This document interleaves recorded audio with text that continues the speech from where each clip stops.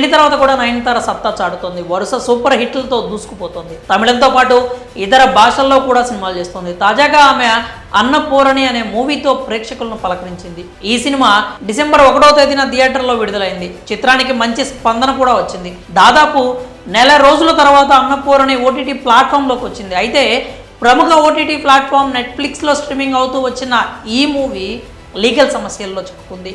ఈ సినిమా హిందువుల మనోభావాలు దెబ్బతీసేలా ఉందంటూ నయనతారతో పాటు ఈ చిత్ర నిర్మాతలు దర్శకుడిపై కూడా కేసు నమోదైంది.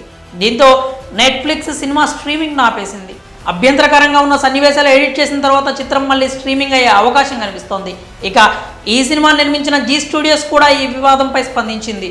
బ్రాహ్మణులకు బహిరంగంగా క్షమాపణలు చెప్పింది. ఈ మేరకు ఓ క్షమాపణ లేఖను కూడా విడుదల చేసింది. హిందువుల మనోభావాలను దెబ్బతీయడం తమ ఉద్దేశం కాదని ఆ లేఖలో పేర్కొంది. కాగా ఈ సినిమాకు ప్రముఖ తమిళ దర్శకుడు నీలేష్ కృష్ణ దర్శకత్వం వహించారు.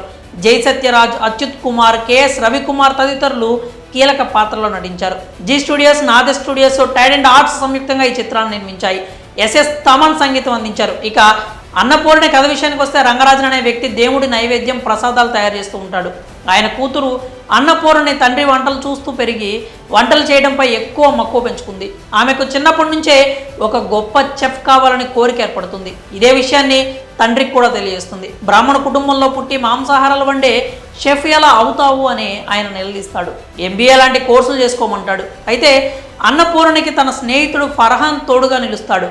ఎంబీఏ, షెఫ్ 2 కోర్సులు ఉండే ఒక కళాశాలలో షెఫ్ కోర్సులో చేరుతుంది. అయితే కొన్ని సన్నివేశాలు హిందువుల మనోభావాలు దెబ్బతీసే విధంగా ఉండడంతో మూవీ స్ట్రీమింగ్ నిలిపేశారు. మరి దీనిపై మీ అభిప్రాయాలు ఏంటో కామెంట్స్ రూపంలో తెలియజేయండి.